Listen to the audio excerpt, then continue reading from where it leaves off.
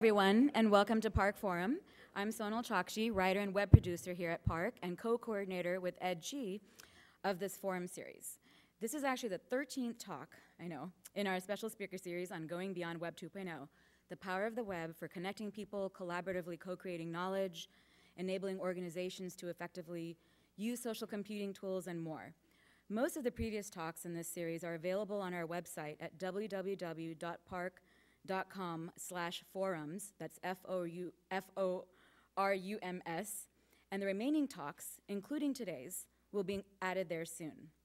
Some of the speakers and topics we've covered in the series so far include Social Tech's Ross Mayfield on how all things Web 2.0 are made of people, Charlene Leah Forrester on strategies for winning in a world transformed by social technologies, Guy Kawasaki on the numbers of launching a web-based business, Andrew McAfee of Harvard Business School on Enterprise 2.0, and Bernardo Huberman on social dynamics in the age of the web.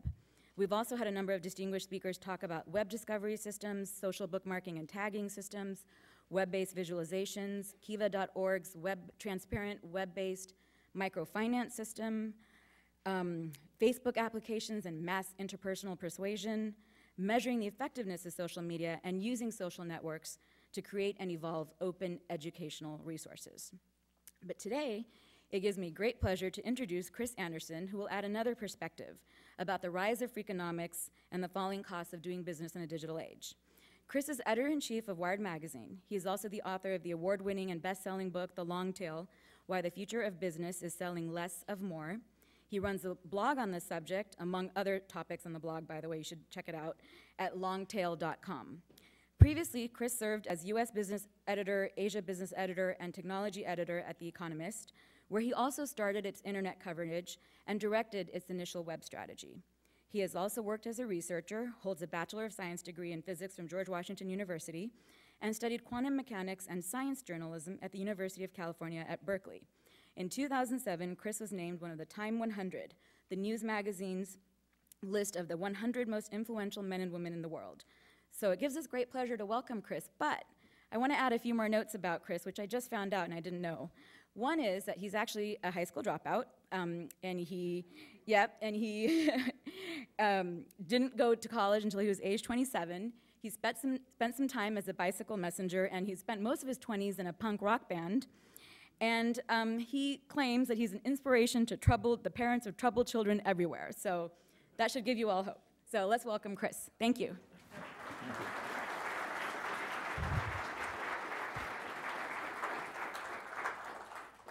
It was only late in my career that I felt comfortable to confess the very unpromising beginning I had. Someone was just asking me whether I was going to be equally tolerant of my children when they take the wrong path, and the answer, of course, is I will not. Would that I could. But no, this is this country is the land of second chances, third chances, fourth chances, fifth chances, and beyond. And anywhere else, I would still be a bicycle messenger. It's an incredible honor to be here, and not just because of all of you and what this place has done, but also, as you'll see later in my talk, that there's some important concepts in what I sort of half seriously called freakonomics that really kind of were created here. And what I'm going to try to do in the time we have is the small ambition of covering 2 books, a series of research projects, and have time for questions. So let's dive in. I'm going to do. I'm not going to do justice to my previous book, The Long Tail, but I will start there. And instead, I'm going to talk mostly about my next book, Free, on the hope that you all will help me think it through, because I have an October deadline and I really need help. So just to start on a numbing statistical note, but if I can do it anywhere, I can do it here. This is the sort of shape of the 20th century. It's also the shape of the 19th century. It's a Gaussian curve. You know it as a bell curve. It was sort of famously observed first in Napoleon's army when they were measuring the soldiers for uniforms, and they were measuring chest width, and they saw that sort of characteristics distribute. If human characteristics tend to distribute this way, most people with sort of medium-sized chests and some narrows, some wides, etc. And we kind of assumed this was the natural shape of the world. And economics assumes this, as do most estimations of human behavior. And so when we develop products, we tend to focus on the middle. Bell curves are all about medians and means and average. You try to say, what do most people want? What does the average person want? Where is most of the market? And so we tend to focus on the medians. And if you want to add a little variety, you'll go to the tails of the bell curve. But it's all about this notion of the average person. And in biological systems, it is actually a quite valid curve to use. As you know, in biological system, the cost of deviation from the sort of energy efficient center is high. The reproductive potential, if you're 9 feet tall, diminishes. Your reproductive potential, if you're 3 feet tall, diminishes. And so we all tend to be sort of within a certain range. And this is true for most systems where there's a price for being too far away from the mean. And that is true for much of the world, but it's not true for all the world. And there's another curve which is a lot more valid, and that is this curve. This is this is a power law.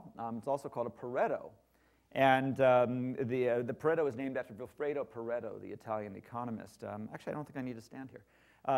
The Italian economist who in the late 18th century looked at the Italian economy and observed that 80% of the land was held by 20% of the population, and that 80% of the wealth around Europe, as he went country to country, he noticed that 80% of the wealth was held by 20% of the population.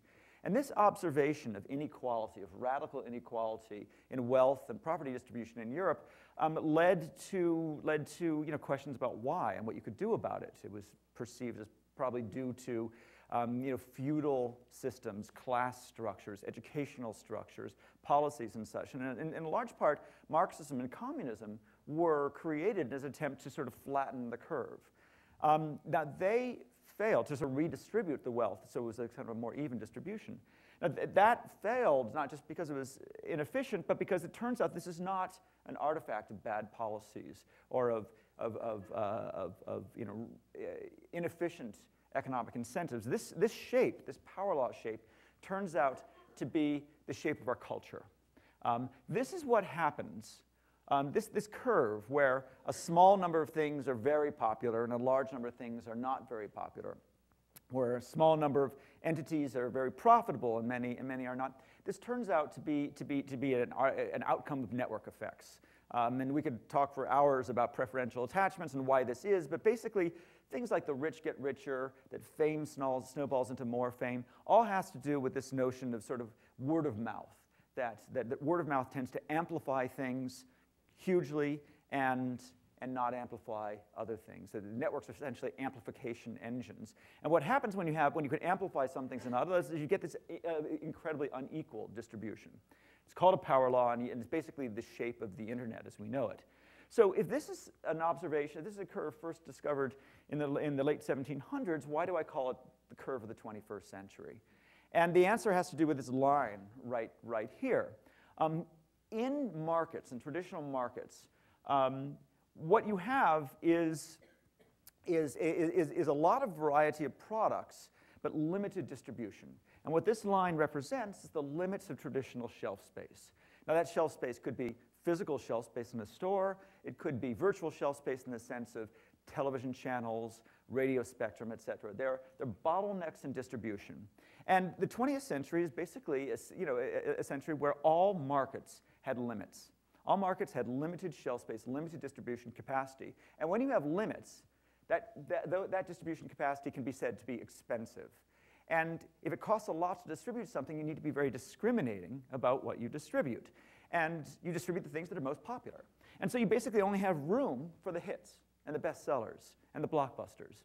And so the reason we think of the 20th century as being a blockbuster century is not because that's what we wanted, it's because it's what the distribution channels wanted. Blockbusters make the most effective use of expensive distribution because they sell in the largest numbers. So like a Walmart shelf, for example, will only store products that turn twice a week, that sell at least twice a week in the average store. Now, that turns out to be a tiny shrinking minority of the products out there will pass that economic test of selling twice a week in the average Walmart. So what's new is that we have a new distribution system, the internet, which has unlimited shelf space. Unlimited shelf space means it's the same thing as saying cheap to free shelf space, which is the same as saying you can be indiscriminate about what you offer. In this world, you have to carefully select the products that can be most popular, and that's all the marketplace. That's all that is surfaced in the marketplace. In this world where you have infinite capacity, everything gets out there, and what you see is not consumer preference within limited variety, but you see consumer preference within infinite variety. For the first time in history, we can figure out what it is people really want. You know, we used to give them a choice of 10 things. They chose one of the 10. We said that's what they want. Now we give them 10 million.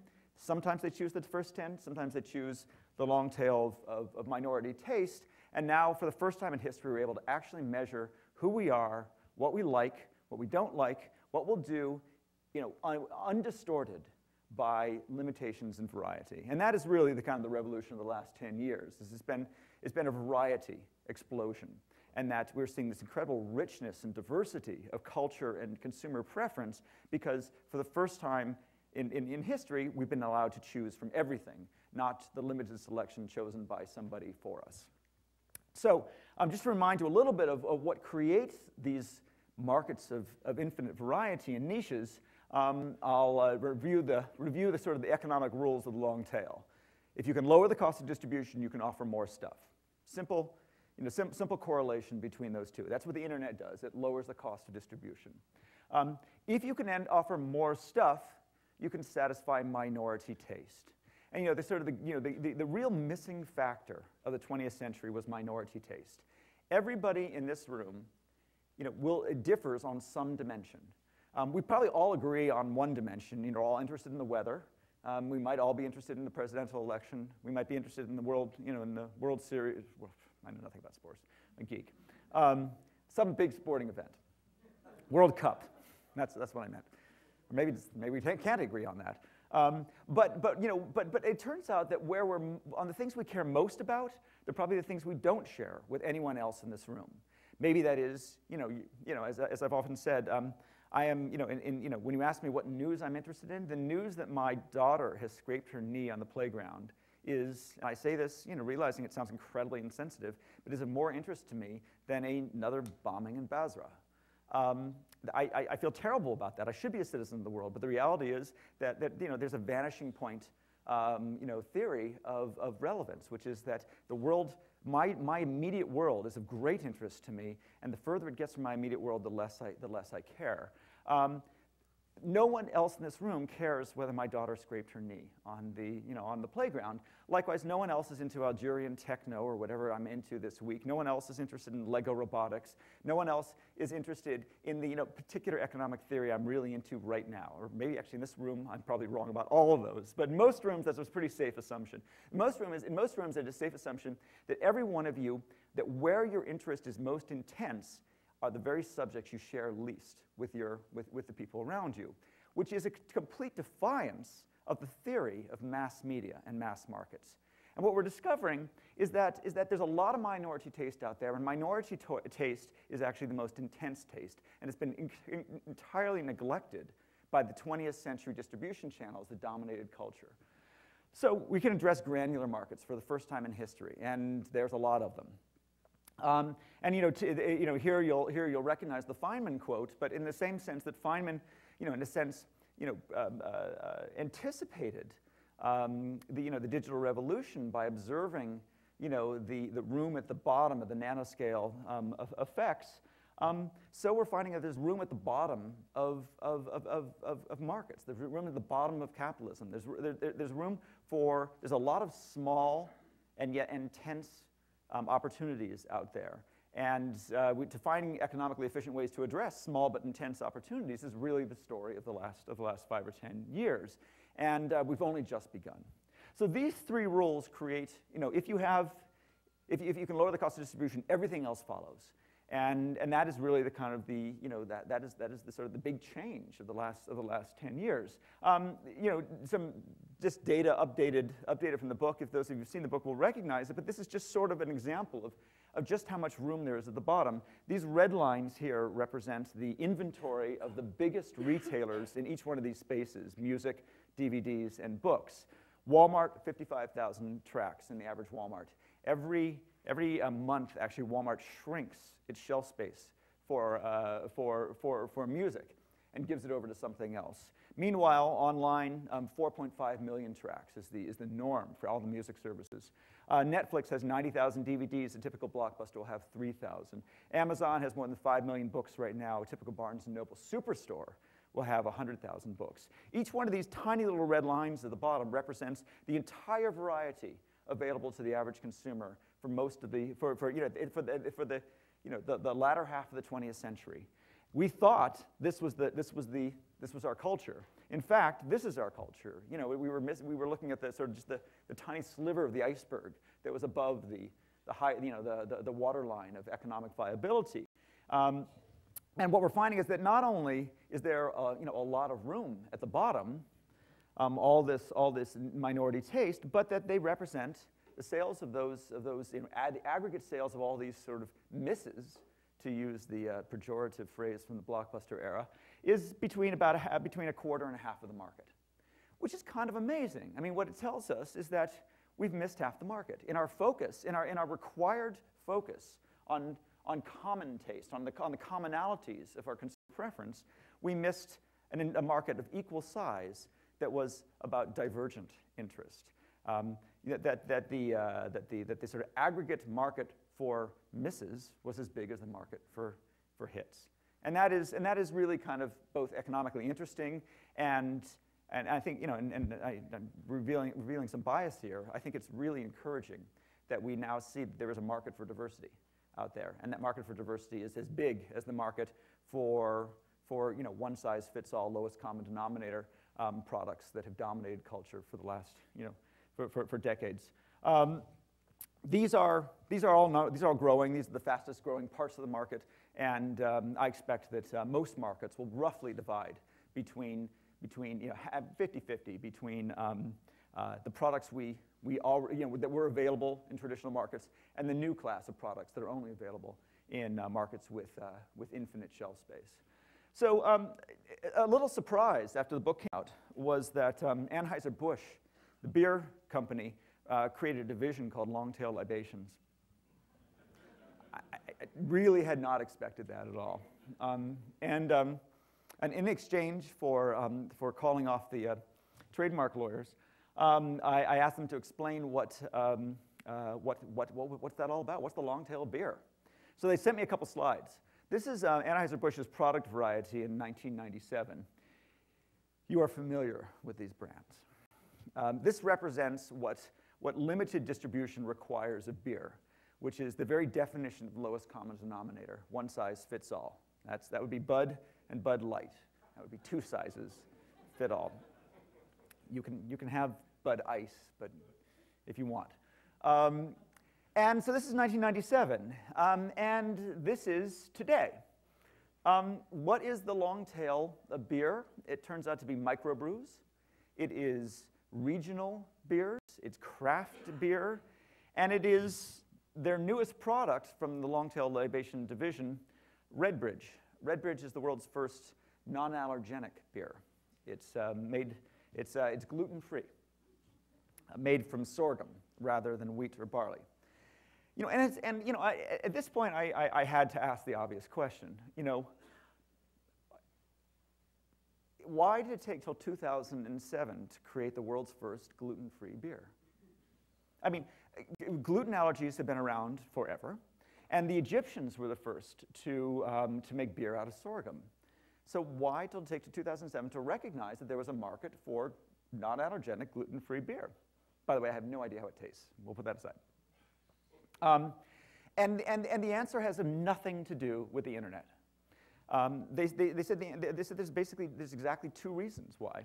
The first is that there is a shift in our culture towards more discriminating taste across the board. We see this everywhere. We see this with organic food.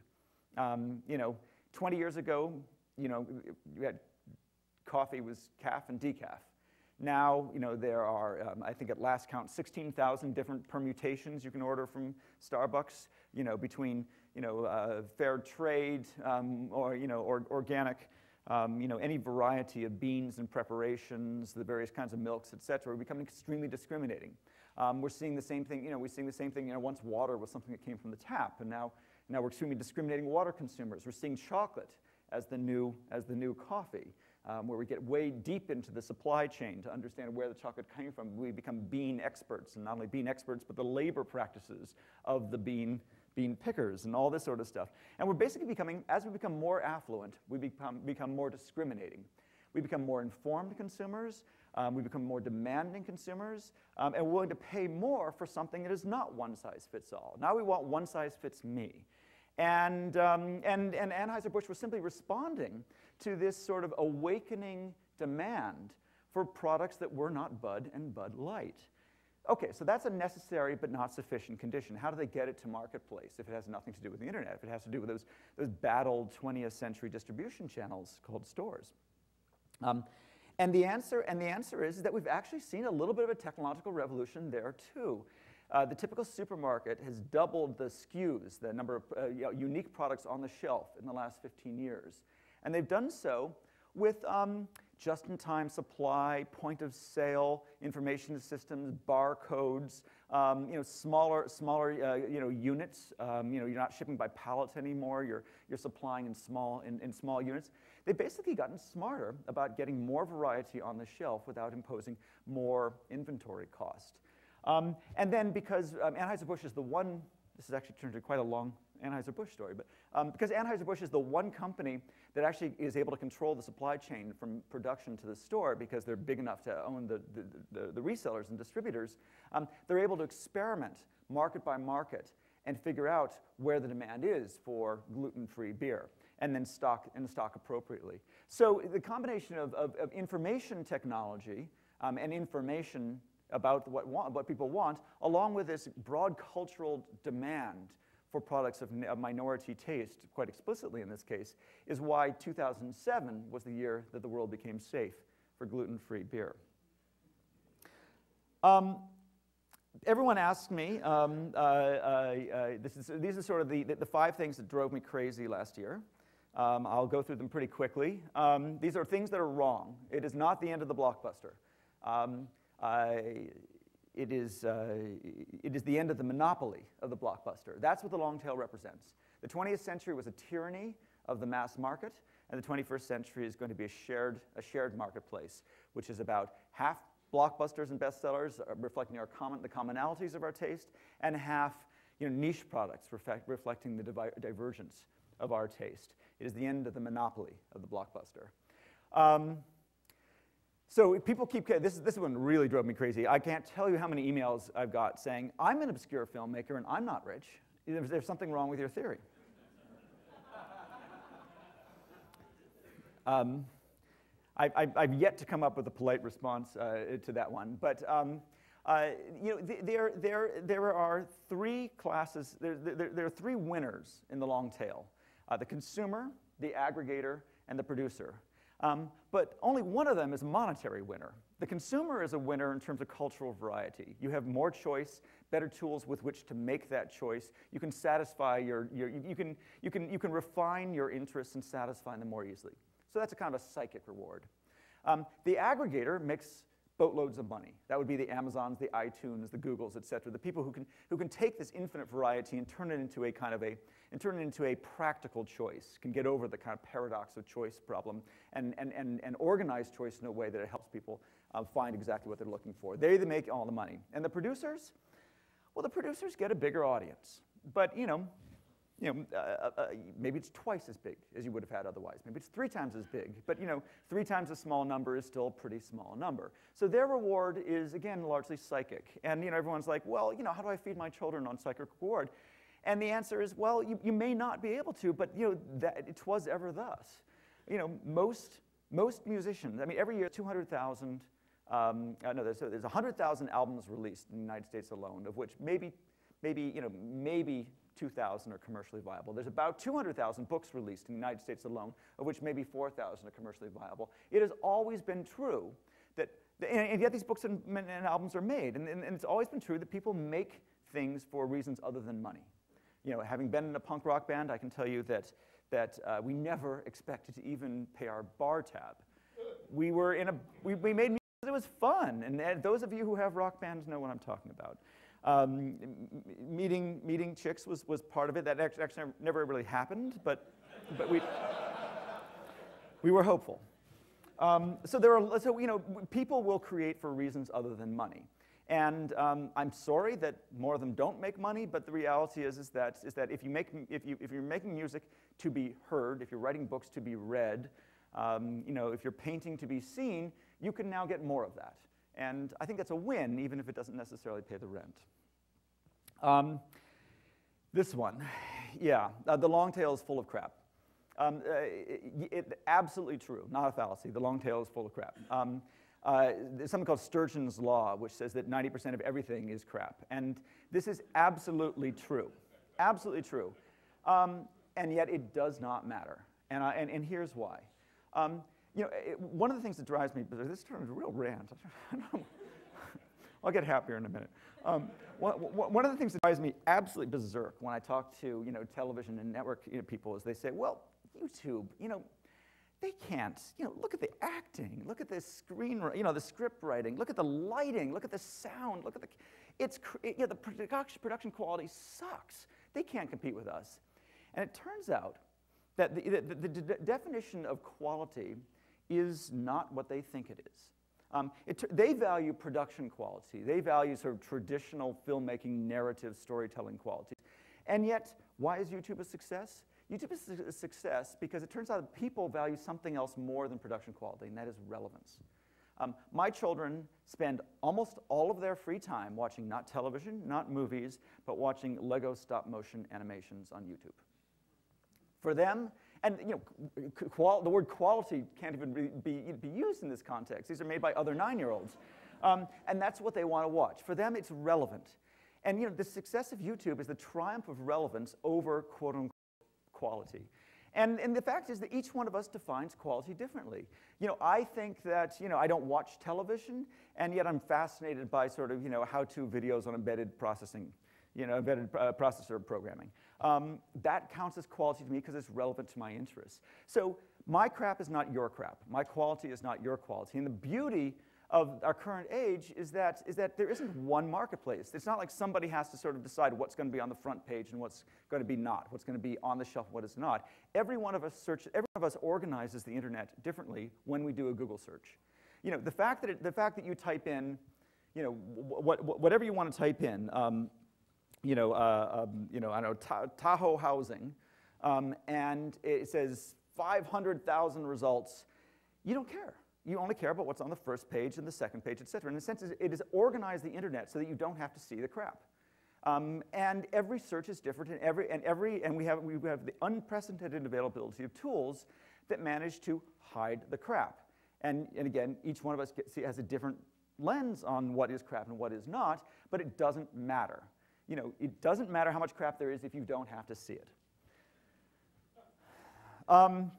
This gets back to the aspiring filmmakers who wonder why they're not rich.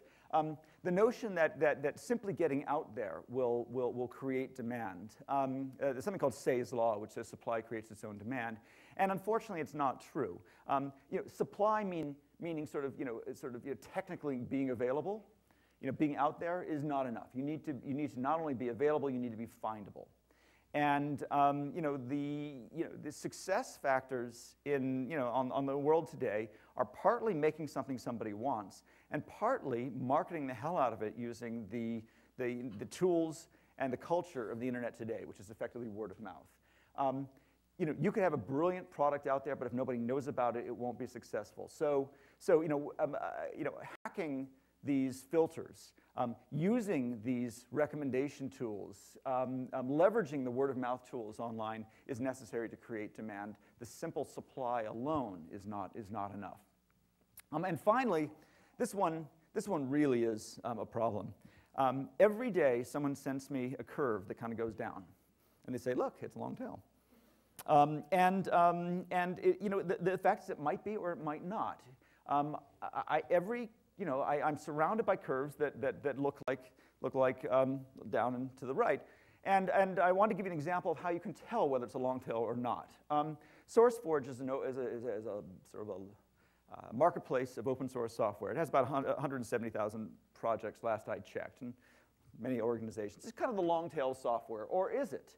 So let's find out whether it really is a power law. The nice thing is you can rank the projects by their number of times they've been downloaded, and you get this, which is kind of unhelpful. This is what a power law looks like on a linear scale. The number 1 project, the number 2 project, 3, 4, and et cetera. And just as kind of a little bit of a historical aside, this is how I actually came up with the whole idea of the long tail. Is that I got my first a full data set of music downloads on Rhapsody, music service, and I plotted it. It looked like this, and I was like, okay, I don't really know what to do with that. So I said, well, the only way I can do anything with it is I'm going to cut off the top 100. And when I cut off the top 100, I realized this line that appears to trundle along the bottom was, in fact, as you can see, in the tens of thousands. And what had happened is that two things had made this an impossible chart. The first is that the difference between the number 1 track and the others tracks, or the number 1 software program and the other software project and the others, the difference was so great that it had expanded the vertical scale such that you couldn't see anything. All the structure got lost in the bottom. And the second is there were so many projects out there, or so many, in the case of the music, so many albums out there, that the variety had hugely expanded the horizontal scale. So it just basically shoved everything into this. This line was vertical, and that line was horizontal, and you couldn't see anything. And the only way you could see anything was to chop off the top 100, at which point you saw a line that went sort of like that. And it was the act of cutting off the hits that let me see the tail. That let me see the massive world of minority taste that had been lost in our obsession with hits. And so that very act of cutting off the top 100 sort of turned my head to the right, and I suddenly said, oh, there's life at the other side of the curve, and that was the long tail. So it also led me to realize that there's a much simpler technique. And this is God's way of telling us that we're onto something. I say that only tongue-in-cheek. But a power law plotted linearly looks like that. Plotted on a log-log scale, it looks like that. A power law is a straight line on a log-log scale. I mean, really, this is if you were spiritual, this is the sort of the great deities of mathematics speaking to us. There's something special about a power law. Now, this happens to be the Sourceforge data plotted log-log, and as you can see, to first degree of approximation, that is about as perfect a power law as you'll ever see.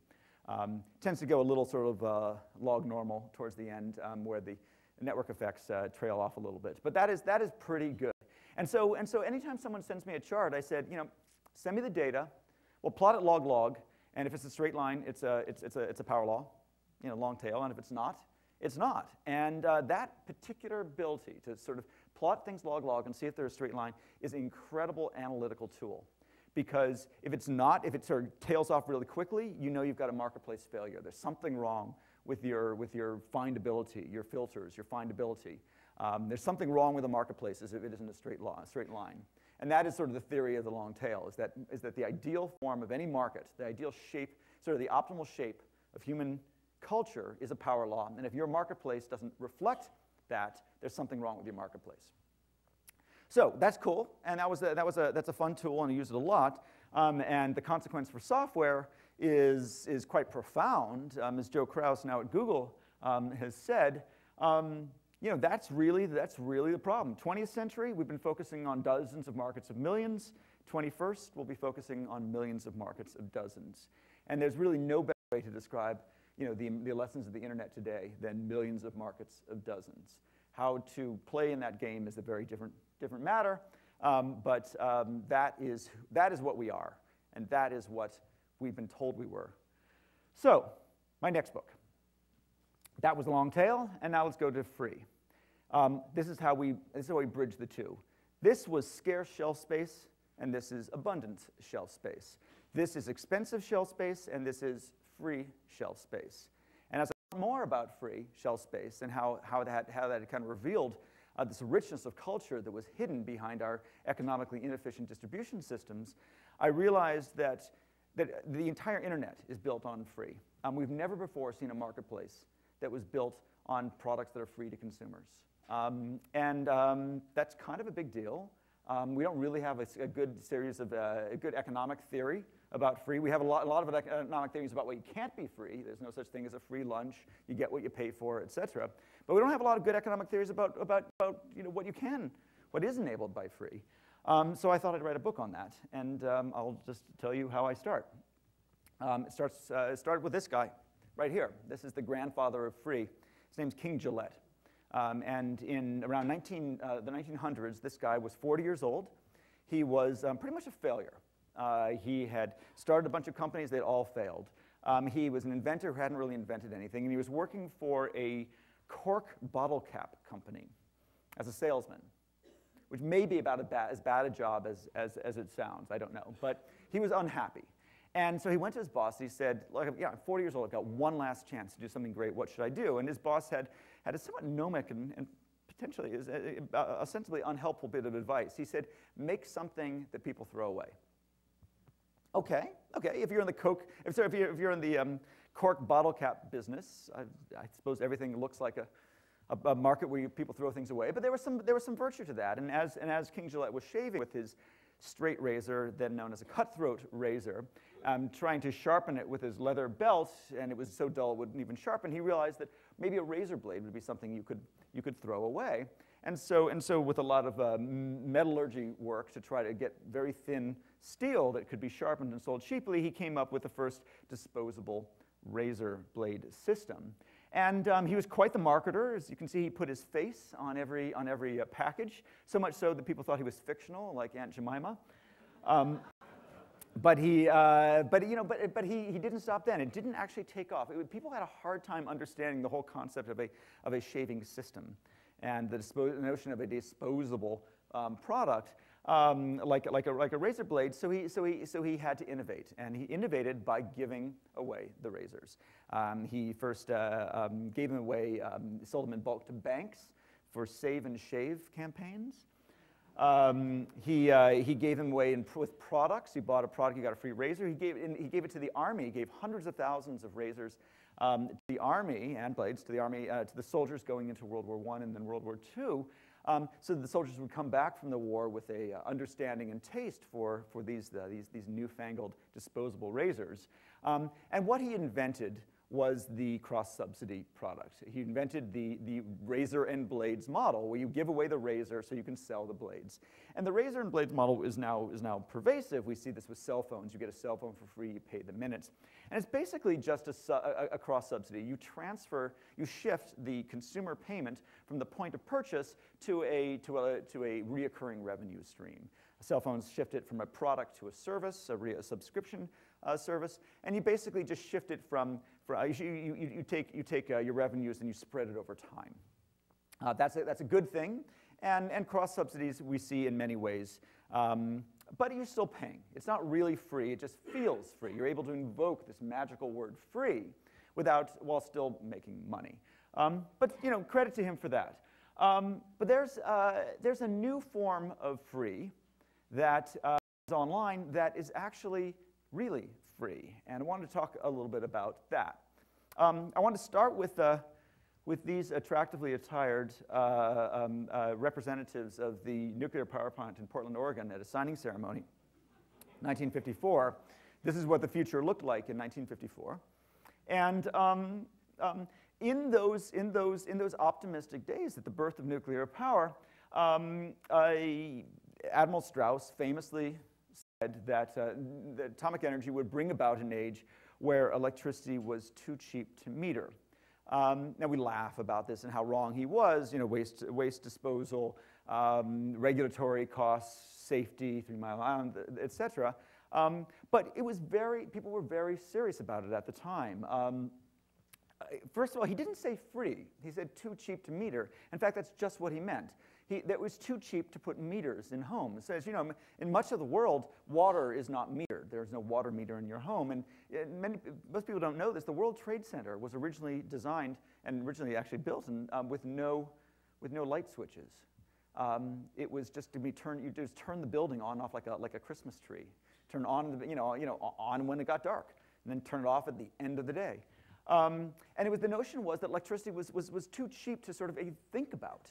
You could sort of waste it because it was too cheap to meter. And as a thought experiment, consider if he'd been right. What if, in fact, electricity had been too cheap to meter? How would the world be different? Well, electricity touches every aspect of the economy.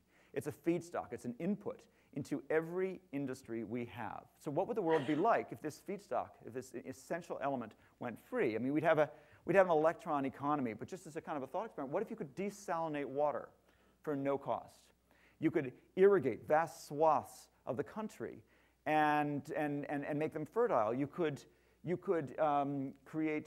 grow biofuels, and we maybe would have never gone on to a fossil fuel energy system if only electricity had been too cheap to meter. Well, the good news is that we have three other forces, every bit as pervasive as electricity, which are in fact becoming too cheap to meter. The first one is, and at this point I'm really preaching to the converted. I presume most people in this room actually know who this is. If you don't, it's Carver Mead, the Caltech professor and father of VLSI, very large-scale integration research. And I say this, and usually I get away with these kind of sweeping statements. Here, you feel free to shoot me down. I would say he's the first person to really understand the philosophical implications of Moore's law. Moore's law was a prediction on transistor density over time, that it would double over 18 months, with an understood corollary, which is that for a given number of transistors, the cost would fall by half every 18 months. But Carver Mead was the first person to understand what that implied in terms of a mindset. If you have something that gets cheaper, that falls in price, halves in price every 18 months, what do you do differently? And he said this famous thing: waste is good, he said. You should waste transistors. If transistors are becoming free, you should waste them. That was kind of a natural, that was insight to him, and everyone scratched their head. What the heck does that mean? How do we waste transistors? And this is the part where you'll understand how privileged I feel to be here today. This guy, I think, and again, someone here will correct me on the details, I think this guy was the first guy to really think through how you might waste transistors. And this place was the first place to really figure out how you might waste transistors. And the answer is you would waste transistors by changing the computing paradigm of the day, which was the freaking command line.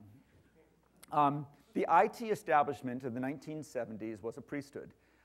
Mainframes were expensive, they were kept behind glass walls, and they were controlled by a small group of paid professionals whose job it was to keep people away from the computers. They would, the way to get your algorithm run was to demonstrate to this priesthood that it was mission critical, that it wouldn't crash the machine, that it made efficient use of the processor, and that it didn't waste cycles, transistors, on silly stuff like I/O. And Alan Kay, in my sort of creation myth, free, said, well, I think a good place to waste transistors would be on I/O, and that we should waste transistors on drawing cartoons on the screen. And this profligate use of transistors to make computing more accessible would lead to the graphic user interface, which would lead to the democratization of computing, which brings us to this moment here. This is the 1964 IT priesthood's vision of what the home computer would be. This is the Honeywell computer. The technologists are always right about what technology can do and entirely wrong about what actually will be done with technology. The only application that the technology establishment of the 1960s could imagine you would have for a computer in the home was recipe card management. As you can see, this kitchen computer has a handy cutting board right there. I think it is quite telling that today, when we do in fact have computers in every home, the one thing we don't do with them is recipe card management. we don't know what technology is for. All we can do as technologists is to make technology cheaper, easier to use, and more ubiquitous so the users can tell us what it's for. And that observation, that what you should waste transistors on making technology cheaper, easier to use, and more ubiquitous, was what Alan Kay did and led to the computer revolution that has created everything around us. So that is one. The second force, the second sort of electricity-like analogy, technology that is becoming too cheap to meter is storage, which, as you know, is falling in price even faster than processing. Earlier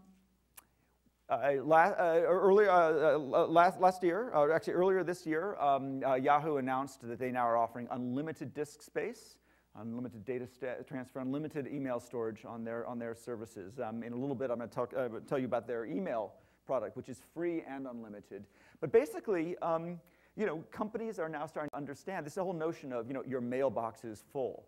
I actually just got an email from my IT administrator today telling us to, telling my entire staff that they had to clear out their folders on the shared drives. And I asked them, well, how much capacity do we have on our shared drive? This is for a company right now, between our web and our print side, we have about 200 employees. We had 500 gigabytes. The desktop in my son's bedroom has 2 terabytes. And we're wasting the time of professionals, 200 professionals, telling them to clean out their storage, their folders. The IT establishment, and I say this with all due respect, has not fully internalized the notion of free. And yet a lot of companies, and the successful companies, are the ones who have. They get that you can, you get that you should waste storage to offer people something that might be of value to them, because if it's not profitable to do so today, it will be tomorrow. It just gets cheaper and cheaper. This is my last bit of mean stuff. Bandwidth. Bandwidth is, we treat bandwidth as expensive, and we treat bandwidth as expensive because we're probably stuck in a broadcast mode where transmission was something you had to buy license to Spectrum, and there were limited channels and limited stations. And although the marginal cost of reaching each additional viewer was 0 in a broadcast mode, which was kind of the economics of abundance of the early 20th century, the price was that you had a very limited number of channels. And so you were forced into a mass media mindset because you have 10 channels and you want to reach the maximum number of people with each one. So you end up with everybody loves Raymond. I would argue that nobody loves Raymond. I would argue that everybody likes Raymond.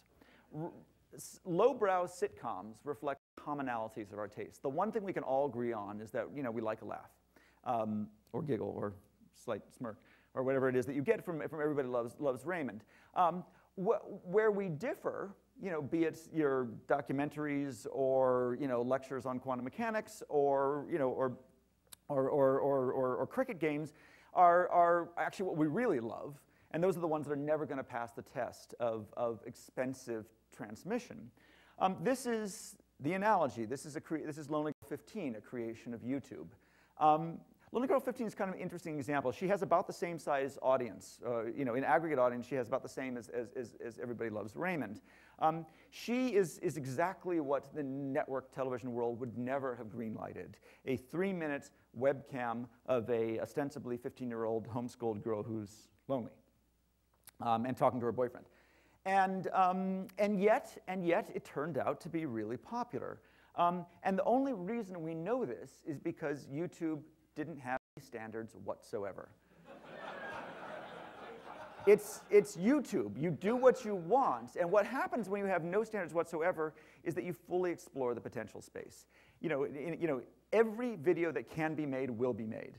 And now they're all going to get out there, and what's going to happen is that these surprising things are going to emerge. It's going to turn out that 30 minutes is the wrong length, and 3 minutes is the right length. Who knew? It's going to turn out that lowbrow comedy is not what we want. What we want is, well, what we want. We're all different.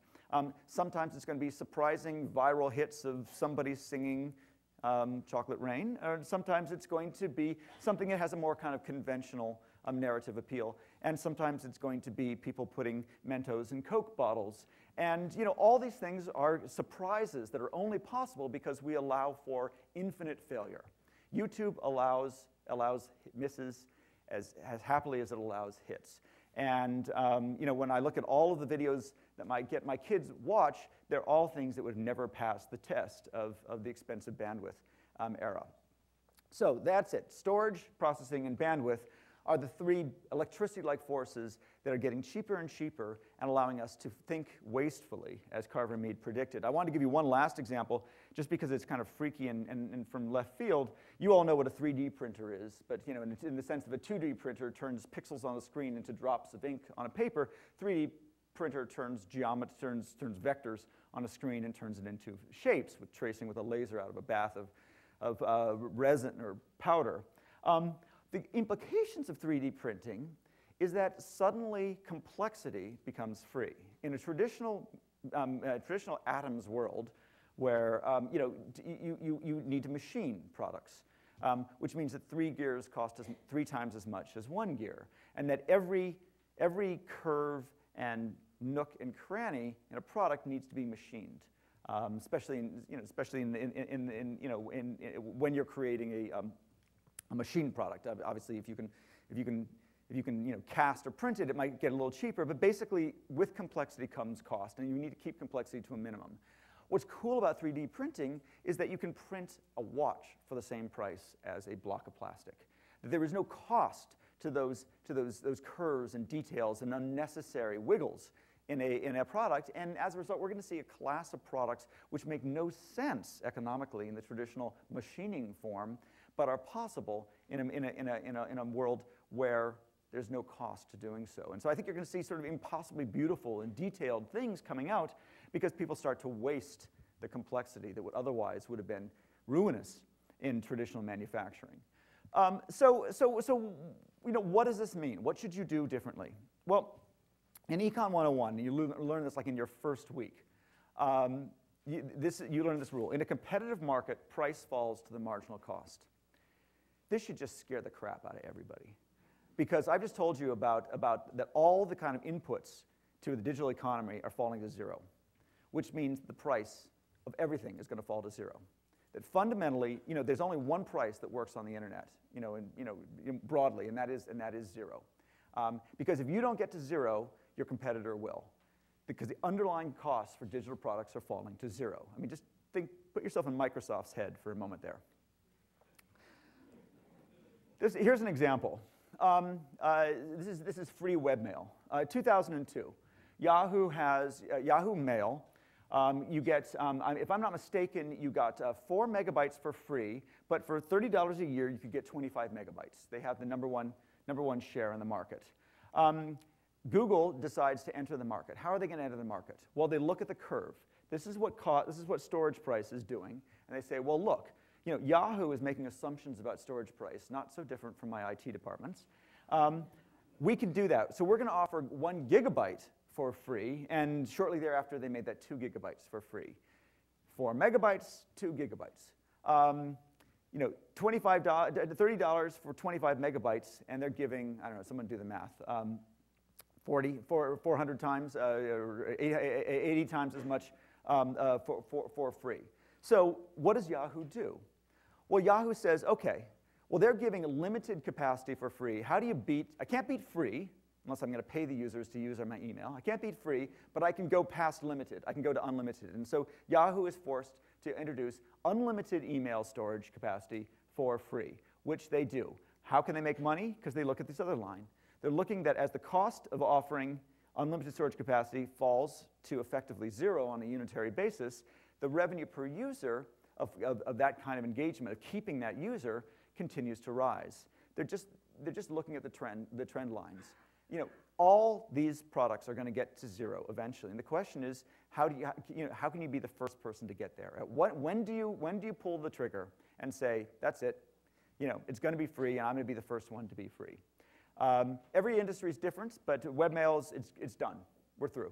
It's over. Infinite for free is the number. That is the only number you can have in webmail. So that's it. You've got to round down. I mean, that's the rule. Round down. If it's going to 0, it's close to 0, round down to 0, because then you can invoke this incredibly powerful word free. And the psychological, the difference between free and 1 penny is the difference between no market and all the market. It is just, you just do not want people to turn on that little switch in their head which saying, is it worth it? And sometimes it's not even a monetary switch. Is it worth the hassle? Is it worth the single click, the single sort of neuron fire to ask myself, do I want to pay that? Just take that off the table. So getting to 0, treat it as 0. Find a way to make a product free and sell something else. And this is our cover story last month, and this is going to be the title of my book coming out in May. And the lesson to every company is sooner or later, and this, by the way, is not just digital companies, as I'll talk about in a minute. Sooner or later, you're going to have to compete with free. As all industries become digital industries, they all start to get onto this deflationary cycle of the underlying cost getting cheaper and cheaper each year, which enables somebody, either you or your competitor, to say, how can I drop the magic word free? How can I invoke the magic word free? And they'll do it. And you've got to have a strategy. Either you're going to compete with free or you're going to be free, and but you can't do neither. I want to give you some examples of how you do in fact make money from free, and then I'll end up with some surprising non-digital examples, and then we'll go to questions and answers. The first business model built on free is the one I introduced earlier, cross-subsidy. Lots of ways to do it, but you kind of get the idea. The second one is my business model. In the media business, we've always been about free. Radio is free to air. Television is free to air. Our websites are all free. It's often said about the newspaper business that if you can understand why they sell newspapers in boxes that don't control how many copies you take, then you will understand the newspaper business. They're not selling newspapers. They're selling audiences to advertisers. If you take 200, if you take the entire stack of newspapers, that's good news, because that means they can now sell that many quote-unquote readers to an advertiser. It's a third-party pay model. Advertisers pay to subsidize a product so that it's free to consumers. And basically, as products become digital products, they tend to take on the media business model. It's the kind of, perhaps I'm speaking out of self-interest here, but it's the ascent, it's sort of the triumph of the media model over all other industries. This ability to invoke a third-party pay model is really is what Google does, among others. It is possible when the marginal costs become low enough that you can treat them as 0 and let someone else pay for the product creation costs. The third model is quite interesting. It's what's called a freemium. It's like a free sample. In the old model of free samples, like muffins or perfume in a department store, the model was you sort of give away maybe 0.1% of your product, give away some muffins on the street corner so that you would sell 99.9%. You would spritz a few people in a department store with perfume so that 99.9% of your perfume by volume gets sold in bottles at high prices, etc. The digital version of it is the complete inversion. What you do is you give away 99.9% of your product for free and sell 0.1%. This is sort of like Flickr and Flickr Pro, or any kind of premium version. And what you end up doing is you say, look, we're going to invoke the magic word free so that everyone can sample it. The most engaged users, the ones who really value our service the most, we will offer some premium features, and they'll pay us a lot. And you're charging your sort of most engaged consumers, the ones who are most inclined to pay, you charge them they're relatively price insensitive. And because the marginal costs of serving all those free users are so low and getting cheaper, due to those lines described before, you can treat it as 0. You can basically, because the cost of serving the majority of non-paying consumers is so low, you can build a business on a tiny minority of paying consumers, called freemium. Then there's this sort of, freaky digital economics, which are basically, sometimes it means there's no business model at all. The music industry is a classic example. It's a force of gravity. Digital music wants to be free. You can't fight it. It's going to be free. If you don't do it legally, it'll be illegally. It's just sort of one of these things where the consumers understand the economics better than the producers, and you just got to get out of the business. And so that's what you're seeing with music. music as a product is becoming free, and musicians are selling something that is not digital, which is concerts, the experience. They're licensing it, for commercials or soundtracks. They're selling merchandise, et cetera. They're using the free version as marketing for the paid version. They're using the abundance of digital music to sell the scarcity of performance, the concert itself. So basically, you exit that business and use that free as marketing for a business that you're still in. Then there's this kind of very cool thing, which I call labor exchange. And I don't know whether you're familiar with Google 411. This is the directory assistance service that Google offers, and it's free. You call 411 and you pay $2 a minute or whatever. You call Google 411 and it's free, and there's no advertising involved. So how is that a business? And the answer is really kind of cool. The problem in doing algorithmic directory assistance is voice recognition. Now, traditional voice recognition is kind of, it's not a solved problem, but it's kind of a semi-solved problem, which is that, we understand, phonemes and, traditional vocabularies and corpuses of any language. What we don't understand is proper nouns, the name of individual companies and places, and regional accents. And so what Google 411 is doing by offering the service for free is they're getting you to train their algorithms. So when you say, Joe's dry cleaner, and they say, did you mean Joe's drive-in?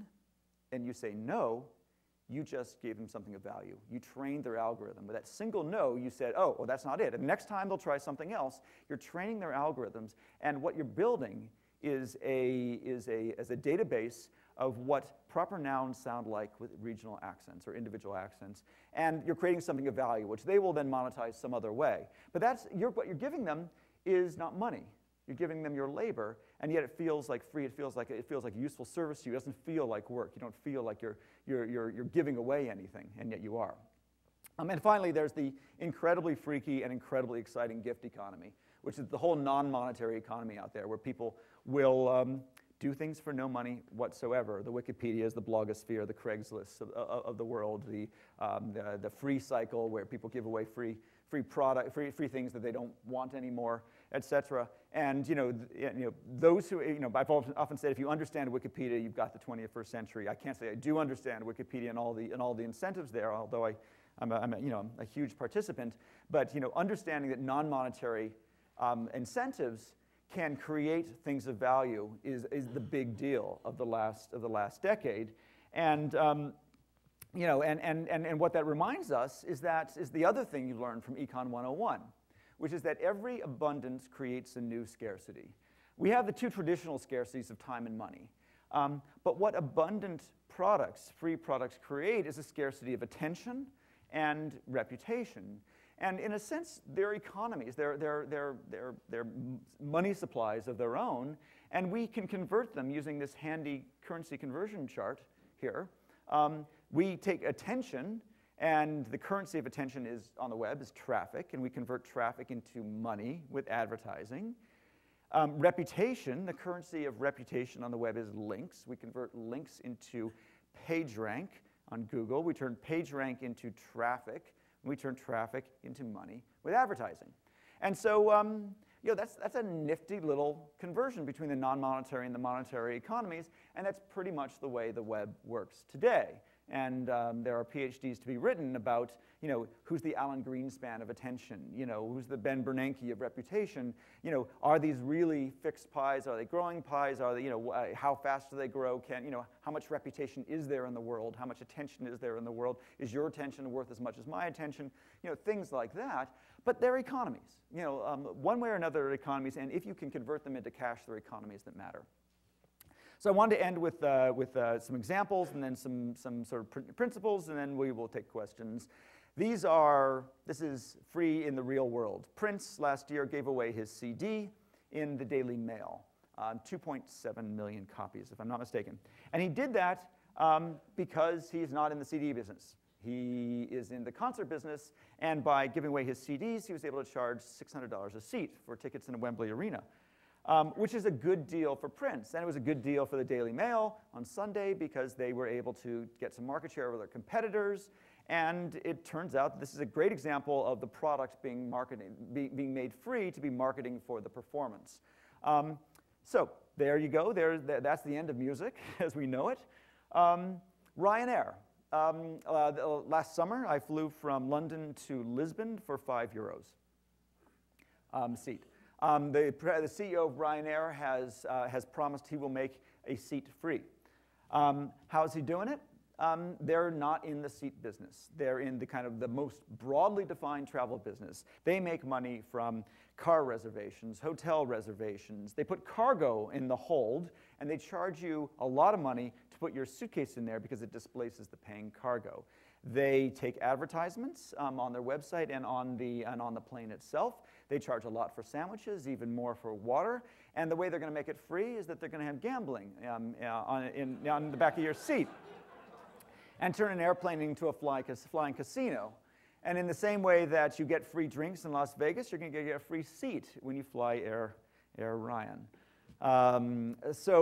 Very creative. Are you still paying the same amount at the end of the day? Maybe. But they make the seat feel free, and that's how you get market share, by invoking the magic word free.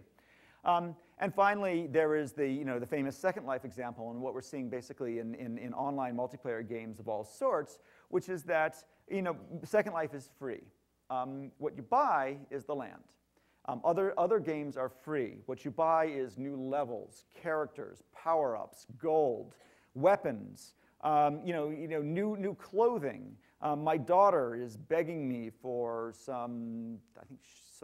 she wants me to download a new track on Guitar Hero, and she wants some clothes for The Sims. And there's this is the freemium model. You're basically taking your most passionate users and you upsell them on products once they're already sucked in by the free product.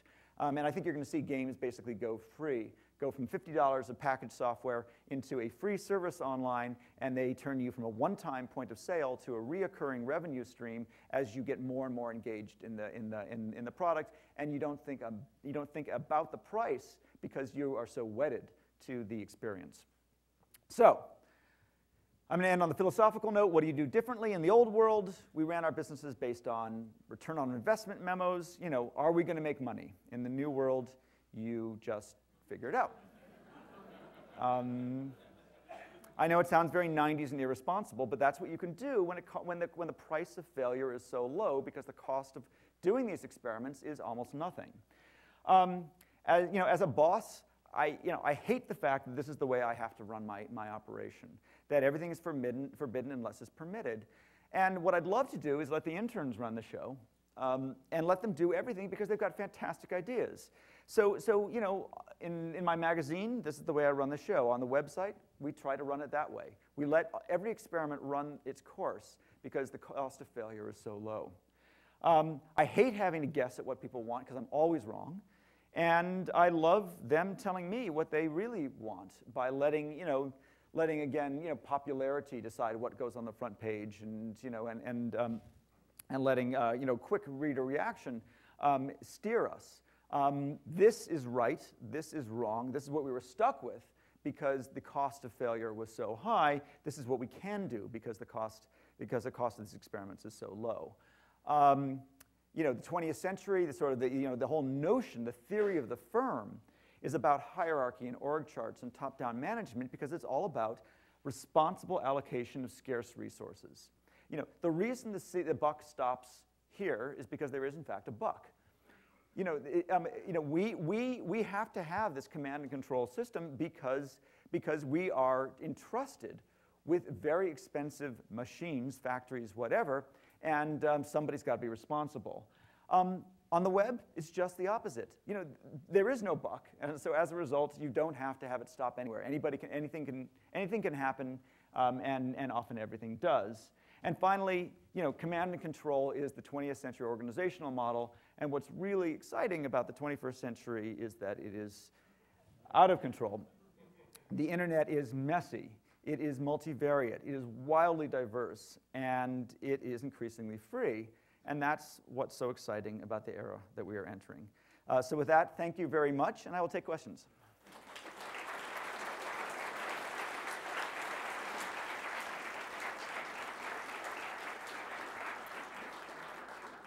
Okay, do we need to go to microphones, or can we just take them from here? Yes, sir, you had your hand up first.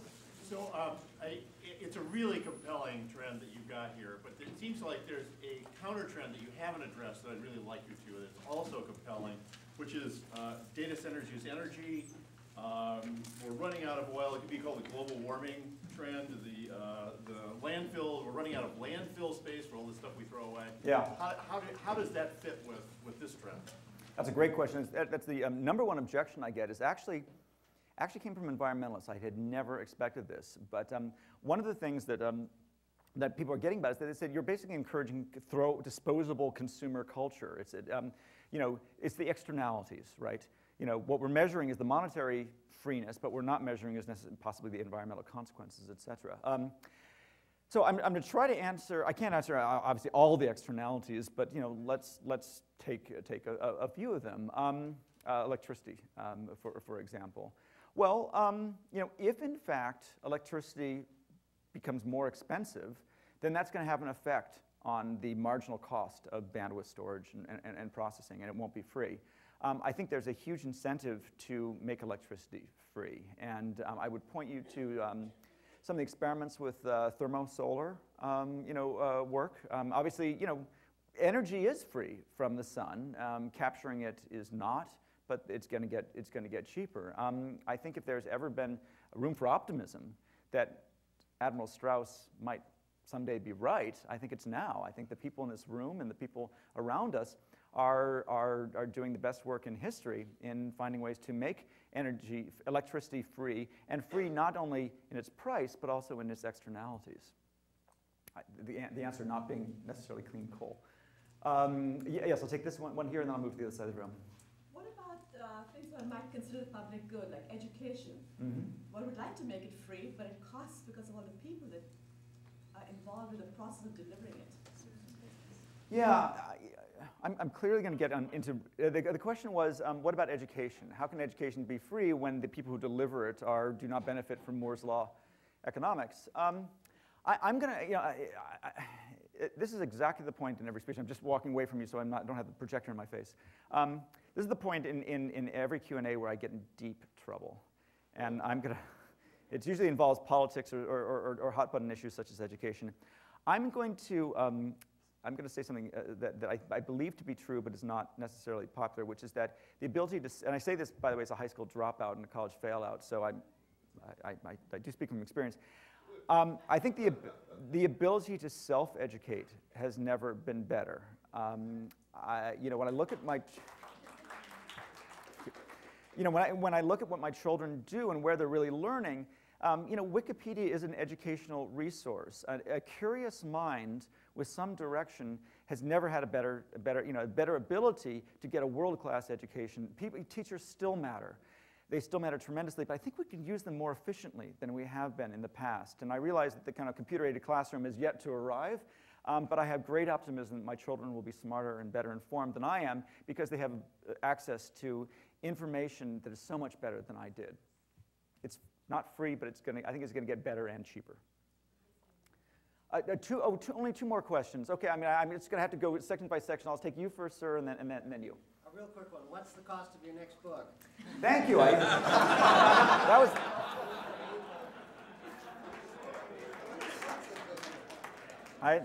You might imagine I get that a lot. $0.00. The book will be free. Now let me qualify that in a couple ways. Three ways. So I said that price follows marginal cost. So where can I make the marginal cost of my book zero? And the answer is obviously the digital form. So the audio book is going to be free. Inside every physical book, there's going to be a code that allows you to download the MP3 for free. You're my best. Why should you punish your best customers by making them pay several times for each different form? So the audio book will be free. The ebook tied to individual readers, the Kindle or the Sony ebook reader, will be free. It's a digital product. The marginal cost is zero. The web version of the book will also be free, but probably ad-supported, just like my own magazine, but free to the consumer, a third-party paid model. There will then be two. At this point, this is what we want to do. We have a year before we actually have to do it, but this is what we want to do. There will be two physical forms of the book. By the way, I totally believe in the physical book, just as I believe in the design-heavy, long-form, immersive experience of a monthly magazine, as you might expect. The physical book will take one form, which is traditional $29.99 hardcover, softcover, whatever, and another form, which is sponsored. And there'll be an ad on the front, and behind the front cover, behind the back cover, and maybe one in the middle. And it'll obviously be distributed through some way other than the bookstores, since they're not hugely incentivized to distribute books for free. But if you're willing to accept a sponsored version of the book, you can have the hardcover for free. If you want no ads in your book, that'll be $29.99. Thank you very much. And I think you, sir, yes. Yes, of course. So this is the second time I heard your talk, so great talks. But I have two questions. The disintermediation of the enablers of the digital economy. Of the enablers. enablers. Enablers meaning a network provider is an enabler of digital economy. It does not directly benefit from advertising revenue. And they have a huge infrastructure cost that must be paid. The dump pipes. Dump pipes. The dump pipes, yeah, as you know. So, and similarly, you could say premium content, good content is rare. It's very hard to find good content. Oh, you said good content. Okay. Meaning, you could find some good content on YouTube which is not really organized and developed, but really premium good content and good talent is very rare. And therefore, unless you are saying that there's an alternative way to pay for that content, the free is a bit of a concern. And the last question I have was for the out-of-control internet, which is really, in my view, not correct. Internet with JavaScript is far more closely monitored. Your actions are far closely watched than it ever was. So this whole notion that it is out of control and no one knows what's going on is truly flawed. It is being very, very tightly monitored and controlled. Okay. So you seem like an infrastructure guy, and I understand that.